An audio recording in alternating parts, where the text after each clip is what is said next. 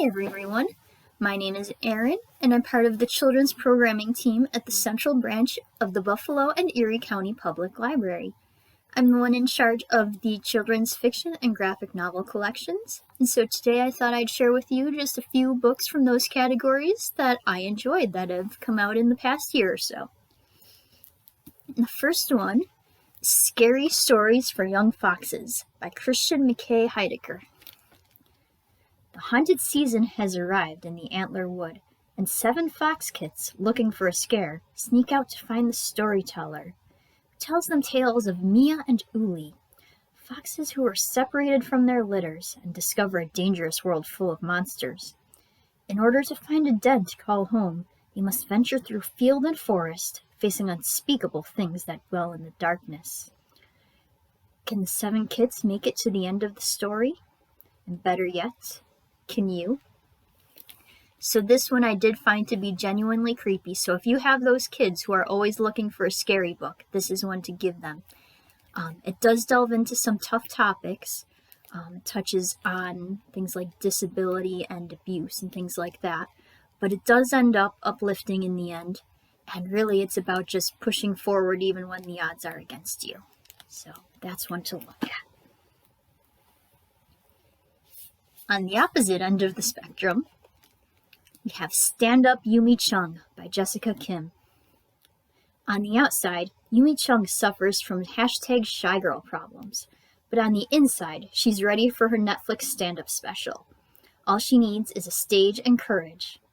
Then she stumbles on an opportunity that will change her life, a comedy camp for kids taught by one of her favorite YouTube stars. The only problem is that the instructor and all the students think she's a girl named Kei Nakamura, and Yumi doesn't correct them. As this case of mistaken identity unravels, Yumi must decide to stand up and reveal the truth, or risk losing her dreams and disappointing everyone she cares about. So first I'd like to say that this is an Own Voices book. Jessica Kim was born in America to Korean immigrant parents. I thought this was just a nice fun book. Yumi is a great relatable character, just trying to figure out how she fits in, trying to be herself in an awkward time. And it's great because it really comes together and shows about family and just finding out, not just being who you are, but also listening to what other people have to say. And so she really meets her family halfway, and even as she comes into her own. So I thought that was just a great message.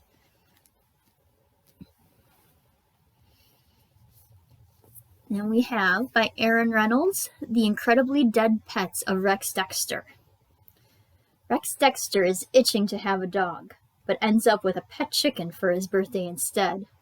1 hour and 14 minutes later, the chicken is dead by a steamroller, Rex is cursed by the Grim Reaper, and wild animals are haunting Rex's room, hounding him for answers. Even his best friend Darvish is not going to believe this, and that kid believes everything. Rex's uninvited ghostly guests are a chatty, messy bunch, and they need Rex to solve their mysterious, deadly departures from the Midland Falls Zoo before it happens again. But how? So I thought this is a very funny book, just a very dry sense of humor. I'd say probably like that category of kids who like the wimpy kid sort of humor are probably going to like this, even though this one does have sort of those supernatural, fantasy, spooky elements. Mostly it's played for laughs. There is a good mystery in it, though. I will say, if you're tired of the protagonists who are just sort of obliviously mean to their supposed friends, give this one a pass. But overall, I thought this was a good one. It had a fun mystery and a surprising amount of heart. So maybe give that one a try. Also want to touch on a few graphic novels. The first one is actually a nonfiction one called Consent for Kids. I'm not going to give a summary because it's pretty self-explanatory. It's a book about consent. But what I really like about this one is consent is an important topic, but you tend to think of it as a more mature topic. But this one really goes into, it gives a lot of very kid-friendly examples for how consent works, how to set boundaries. Talks about things like you have an aunt who wants to pinch your cheeks and you say, well, maybe not, maybe a high five instead. Or things like, just because someone is standing by the pool wearing their swimsuit doesn't mean they want to be pushed into the pool. Or just because maybe one time you think it's funny to have your friend throw a pie in your face, but after that you're like, no, I've changed my mind. And so it talks about like all those little aspects of consent while using like very straightforward and simple examples. So I would definitely recommend this one by Rachel Bryan, and another one just came out by the same author about worry and anxiety. So that's another one to look for.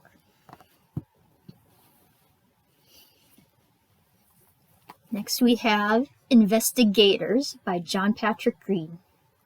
Mango and Brash are the investigators, sewer-loving agents of SUIT, Special Undercover Investigation Team, and scourge of supervillains everywhere. With their vests, very exciting spy technology, and their tried-and-true toilet-based travel techniques, the investigators are undercover and on the case. And on their first mission together, they have not one but two mysteries to solve. Can Mango and Brash uncover the clues, crack their cases, and corral the crooks, or will the criminals wriggle out of their grasp? So I know if any of you remember my presentation from a couple years before, I do enjoy John Patrick Green. This one is a little trickier, or not trickier, a little more advanced than some of the other ones he's done. He's done some really early reader ones. This one is more a full story. I'd say still good for reluctant readers. There's a mystery in here, there's a lot of jokes and puns, and this is the sort of book where there's also a lot of little references and things like that for the adults to catch too. So both kids and the adults reading this with them can have a good time.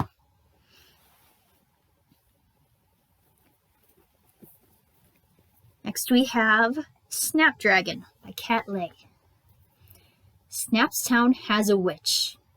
At least that's the rumor.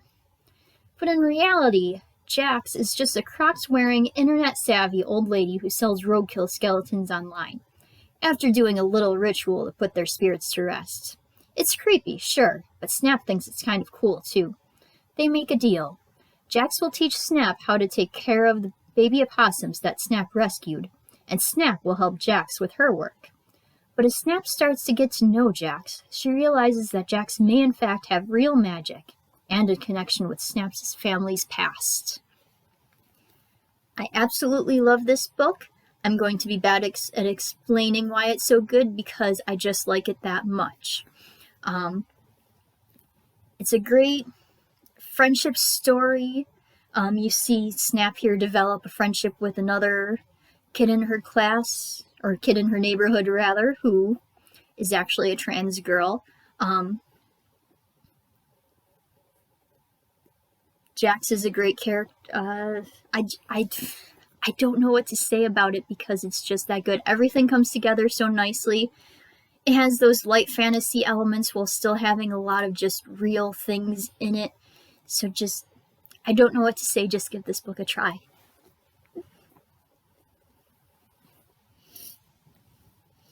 Next, I want to touch a little bit on DC Comics. Last year started putting out these graphic novels for kids. And they did a lot of, here's some Superman, you got Green Lantern and Wonder Woman. And those ones are good too, Black Canary. But very recently, they started putting out ones also that are new characters, which I think is great, because like the Superman is good for the kids who know these characters and want to read about them, but sometimes you just want a new character too. And these are the two that I really liked. This one, I couldn't find the actual book today because it's checked out, but these are the ones I really enjoyed. Primer is about a girl who's in the foster system, has been for years. She ends up finding this body paint, and each different color gives her a different superpower while she has it on. And so she has to overcome her past and figure out what to do to save her new family.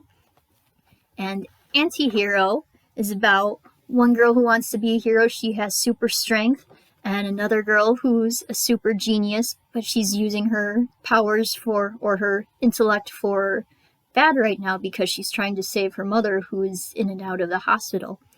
And they end up switching bodies and have to learn what it's like to be the other person. And so those are a couple cute stories that I'd recommend for any kid who likes the superhero genre. And then last, as a Shakespeare fan, I would be remiss if I did not talk about Yorick and Bones by Jeremy and Hermione Tankard. Yorick is a skeleton who was just dug up after a few hundred years of sleep, and now he wants to find a friend. Bones is the dog who did the digging, and though he can't speak, he can and will chomp, much to Yorick's frustration. What will become of these two unlikely companions? Will Yorick ever find the friend he seeks? Will Bones ever find a tasty treat that does not talk back? The course of true friendship never did run smooth. So this book, it's a pretty simple book, but also all of Yorick's speech is in iambic pentameter. So this is a good one. So it's a pretty simple one, and if you want to just leave it at that, you can leave it at that. But also, that does make it a great introduction to like a poetry unit or Shakespeare discussion, because there are a lot of lines that are like direct references to Shakespeare things. So that's another thing to look for. And that's all I have. Thank you everyone for watching, and happy reading. Bye.